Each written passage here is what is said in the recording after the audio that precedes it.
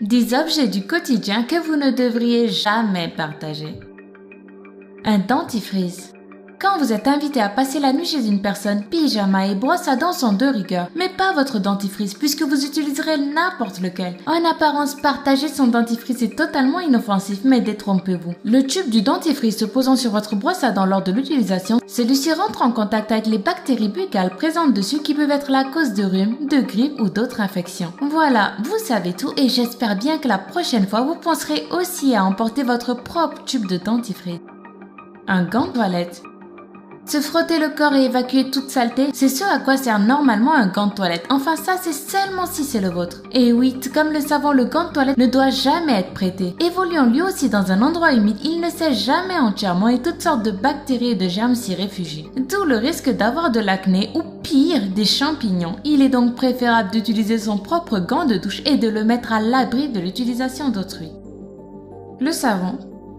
Quand on est en déplacement, on se lave les mains avec ce qui se trouve à notre portée, soit le savon déposé dans la salle de bain et que toute la maisonnée a déjà utilisé. Ceci est une grave erreur. Bien qu'il soit un antibactérien, le savon demeure un refuge où se logent des germes et des bactéries. En effet, parce qu'il ne sèche jamais complètement et qu'il est souvent placé dans un milieu humide, il est fortement déconseillé d'utiliser le même savon que tout le monde au risque d'attraper des infections, des virus ou des mycoses. Privilégiez plutôt des savons liquides pour pallier à tout risque de contamination.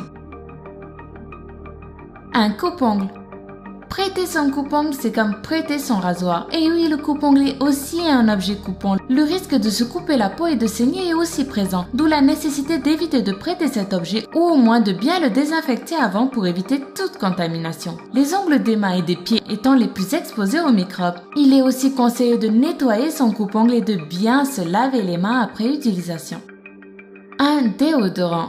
Vous êtes en déplacement et patatras. Voilà donc que vos aisselles commencent à dégager une odeur de transpiration infecte. Vous mettez donc du déodorant pour y remédier, en empruntant même celui de votre ami si nécessaire. Mais vous oubliez qu'alors, le déodorant habille ou astique est directement en contact avec la peau pour absorber toutes les mauvaises odeurs et les bactéries présentes dans vos aisselles. Ceci est encore une fois une erreur. Partager un déodorant habille ou astique est malheureusement le meilleur moyen de transmettre odeurs et bactéries d'une personne à l'autre. Les serviettes. Après une bonne douche, la seule envie qu'on a, c'est de se sécher avec une serviette, qu'elle soit la nôtre ou celle d'une autre personne, qu'importe. Cependant, quand vous essuyez votre corps avec une serviette, celle-ci s'imprègne d'eau. Et une fois laissée dans l'endroit humide qu'est la salle de bain, elle devient le nid favori des microbes. Et en plus, ceci empire lorsque la serviette n'est pas souvent lavée. Alors ne partagez plus votre serviette et évitez définitivement de risquer d'attraper des infections, de l'acné, de la conjonctivite ou des mycoses. La pince à épiler.